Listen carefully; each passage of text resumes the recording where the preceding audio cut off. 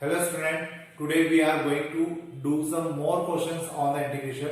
In the last video lecture, we have learned about the formulas. Today we will do some more question on that topic. So let's start. देखिए यहाँ पर मेरे पास x cube minus x square plus x minus one upon में x minus one एक आपको function given है और आपको इसका इंटीग्रेशन करना है। साथ में यहाँ पे dx भी बाय डिफॉल्ट dx होगा ही होगा।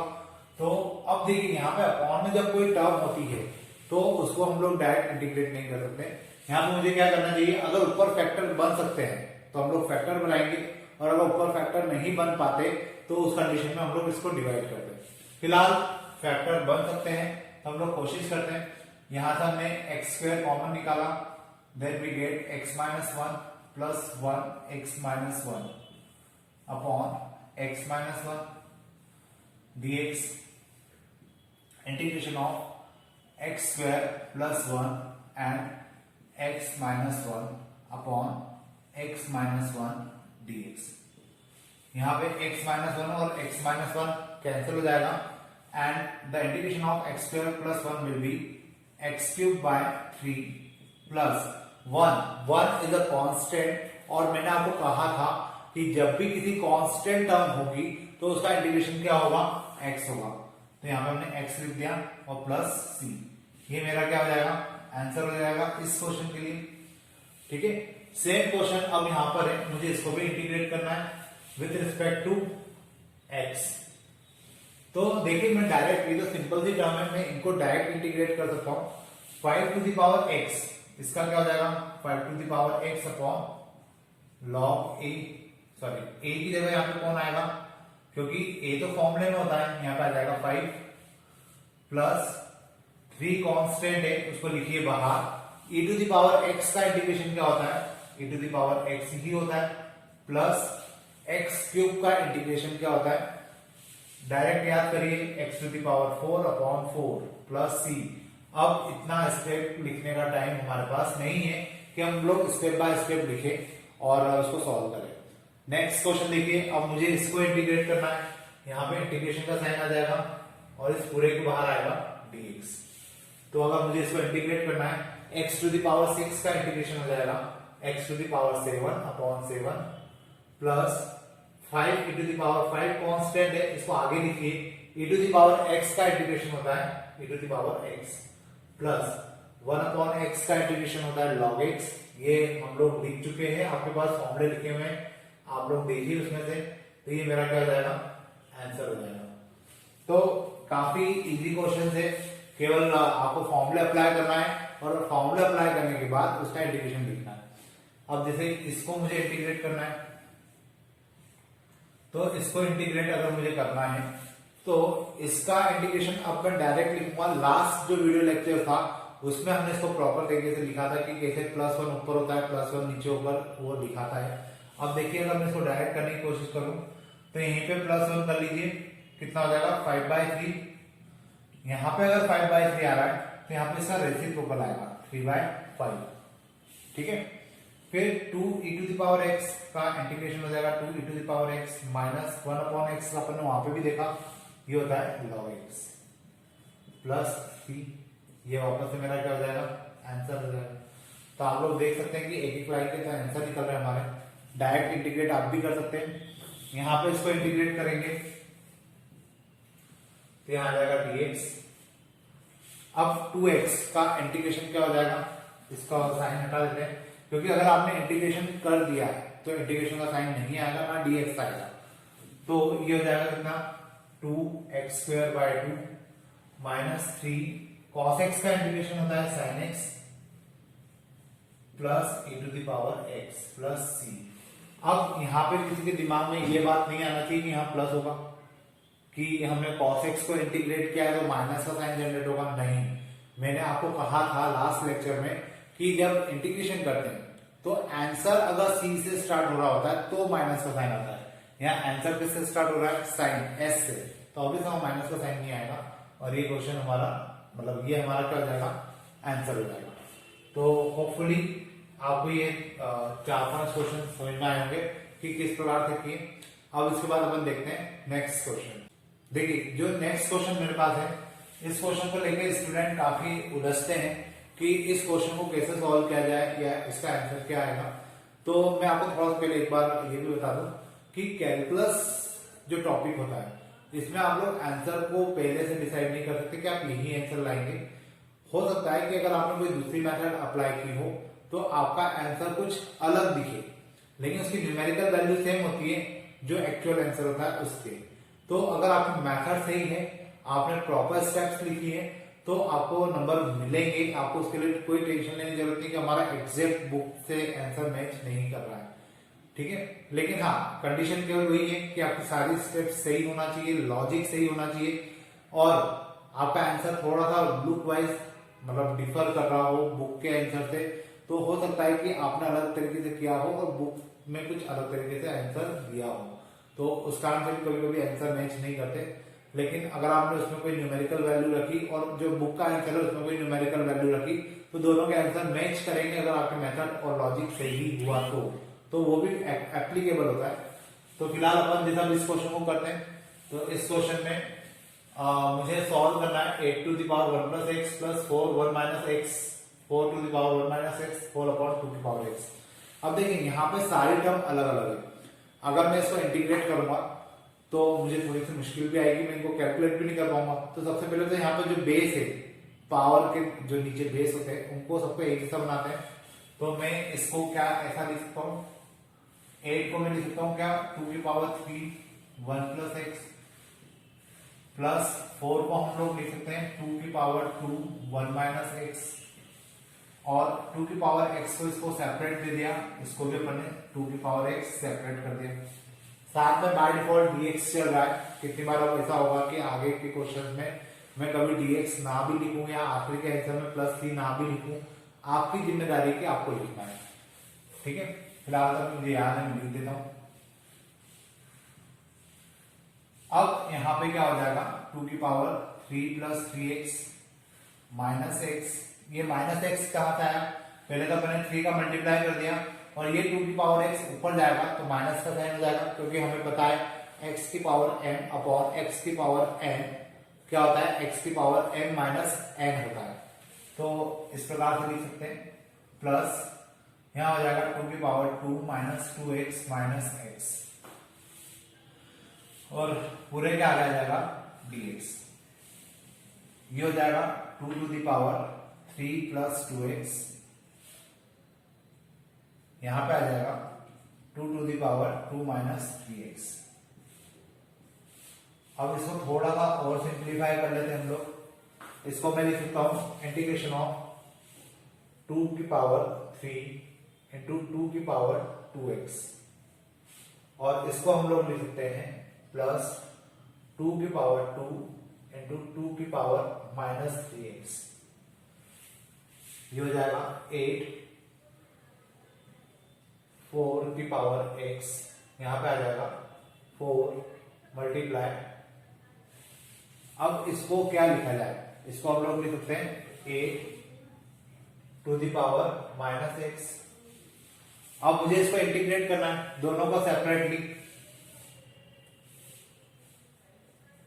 यहां हो जाएगा 8 मल्टीप्लाई 4 की पावर x का इंटीग्रेशन होता है 4 to the power x upon log 4 और वहां पर 4 multiply 8 to the power minus x upon log 8।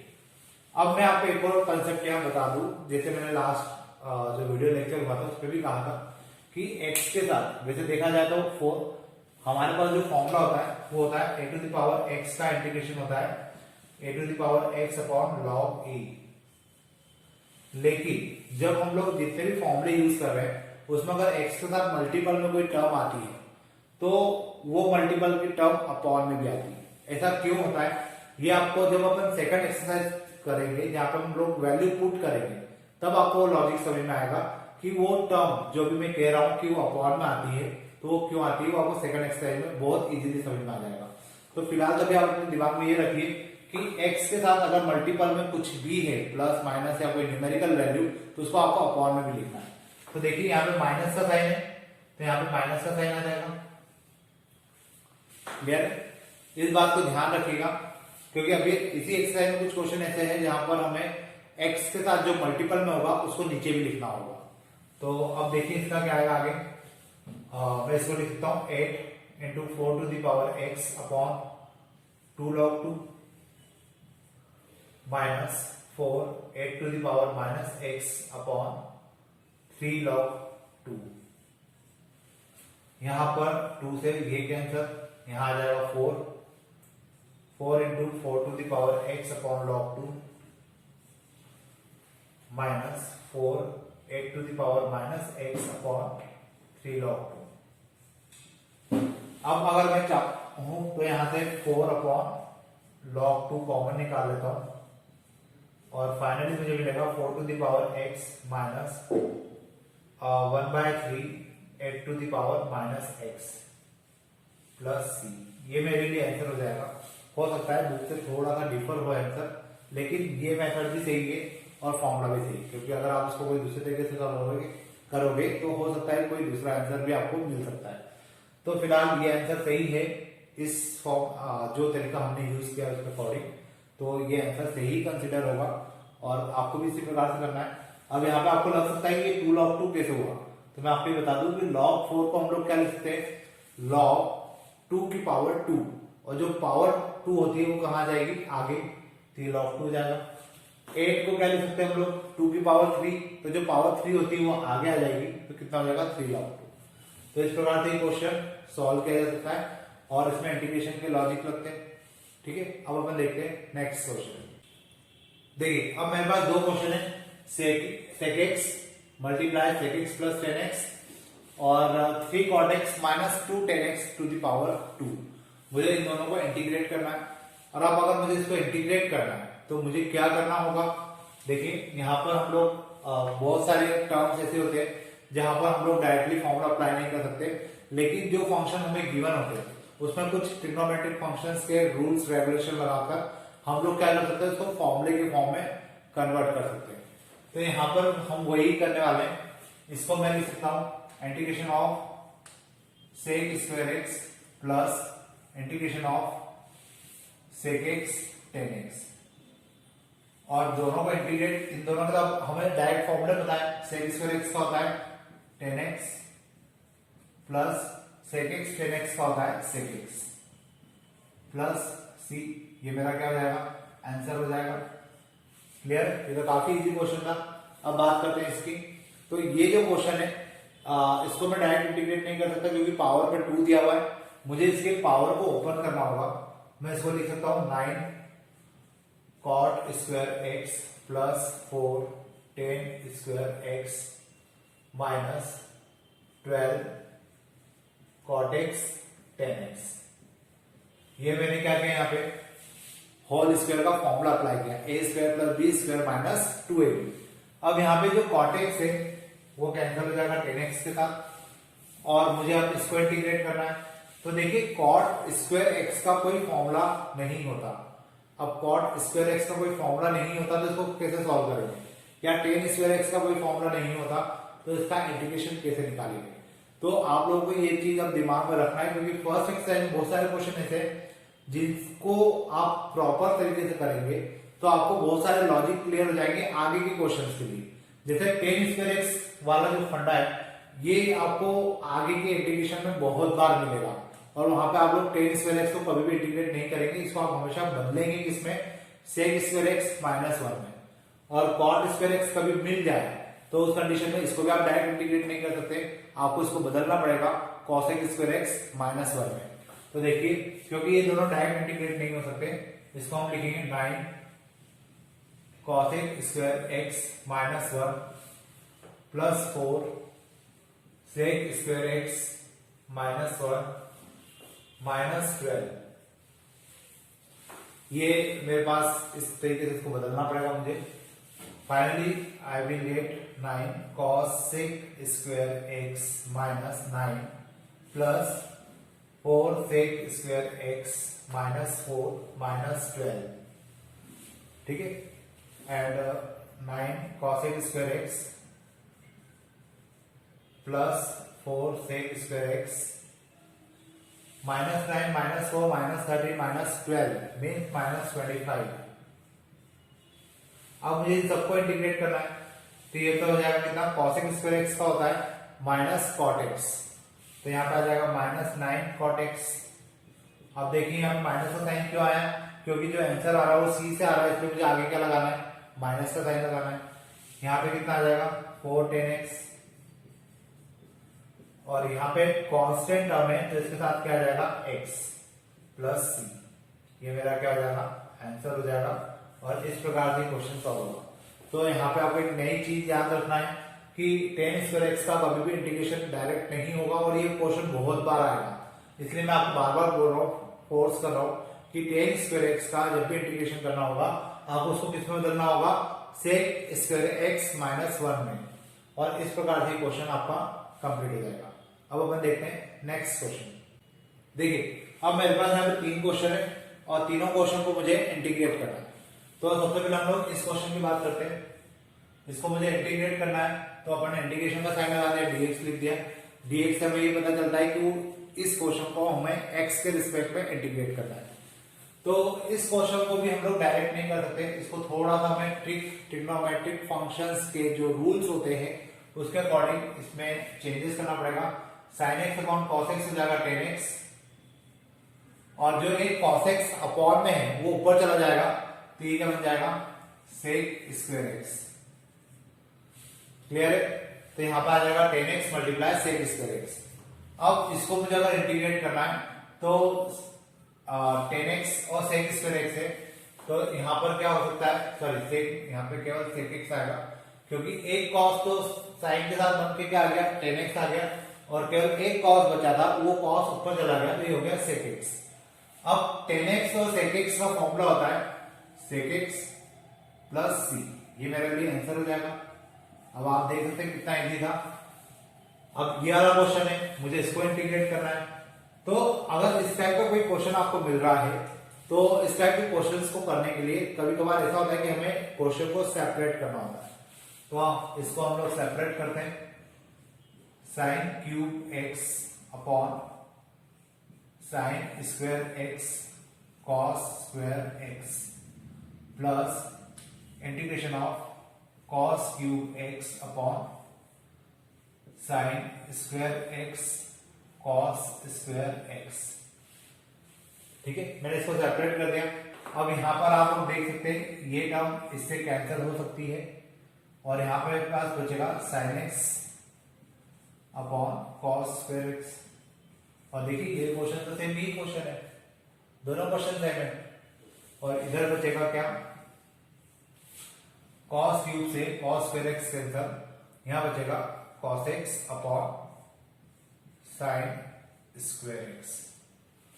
तो ये दो टर्म मेरे पास बचेगी। अब मुझे इसको सॉल्व करना है, तो ये वाला तो तरीका इस तरीके से हम लोग सॉल्व कर लेंगे, और जब ये सॉल्व हो जाएगा तो हमें दिख रहा है कि इसको भी हम लोग इसी प्रकार से कन्वर्ट कर सकते हैं। तो देखिए इसको हम लोग लिखेंगे एक साइन एक कॉस मिलकर हो गया 10x, और एक कॉस जो अपॉन में ये ऊपर जाके बन जाएगा sec x plus cos x upon sine x हो जाएगा cot x, और जो अपॉन में साइन x है वो ऊपर जाके हो जाएगा cosec x। तो इस प्रकार से मुझे क्या मिल जाएगा, दो इंटीग्रेशन मिल जाएंगे। अब इसका इंटीग्रेशन होता है सीधे sec x, और इसका होता है minus cosec x plus c। तो देखिए यहाँ पे भी cosec x c से स्टार्ट हो रहा था, इसलिए माइनस का साइन। ठीक है, तो इस बात का आपको ध्यान रखना है। तो ये वाला इंटीग्रेशन इस प्रकार से हो जाएगा। अब है थर्ड वाला, तो देखिए इसको कैसे करेंगे। यहां पर एक और नया कंसेप्ट आप सुन लीजिए कि जब भी साइन स्क्वायर एक्स हो या कॉस स्क्वायर एक्स हो, ठीक है, या साइन स्क्वायर एक्स बाय 2 हो या कॉस स्क्वायर एक्स बाय 2 हो, हमेशा इसमें हाफ एंगल फॉर्मूले लगेंगे, और हाफ एंगल फॉर्मूले से इन क्वेश्चन को सॉल्व किया जा सकता है। तो साइन स्क्वायर एक्स बाय 2 का हाफ एंगल फॉर्मूला क्या होगा, याद करिए। साइन स्क्वायर एक्स बाय 2 किस फॉर्मूले में आता है, कॉस एक्स के, यहां आता है 1 minus 2 sine square x by 2। यहां से साइन स्क्वायर एक्स बाय 2 की वैल्यू अगर हम लोग निकालेंगे तो ये हो जाएगा sine square x by two equal to 1 minus cos x divided by 2। तो मुझे जो साइन स्क्वायर एक्स बाय 2 की वैल्यू है ये रख के इस क्वेश्चन को सॉल्व करना होगा। मैं साइन स्क्वायर एक्स बाय 2 को डायरेक्टली इंटीग्रेट नहीं कर सकता, तो मैं इसकी जगह पे क्या पुट करूंगा, 1 minus cos x upon 2। Clear है? होपफुली समझ में आया होगा कहां से लिखा मैंने इसको। 1/2 को कांस्टेंट मानकर बाहर निकाल लेते हैं और हमें इंटीग्रेट करना होगा 1 माइनस कॉस एक्स को। अब 1 का जो इंटीग्रेशन होता है 1 का होता है, जैसा मैंने आपको बताया था कांस्टेंट है, इसलिए इसके साथ x आ जाएगा माइनस कॉस एक्स का हो जाएगा साइन एक्स और प्लस c। तो इस प्रकार से हमारा आंसर आएगा 1/2 x माइनस साइन एक्स।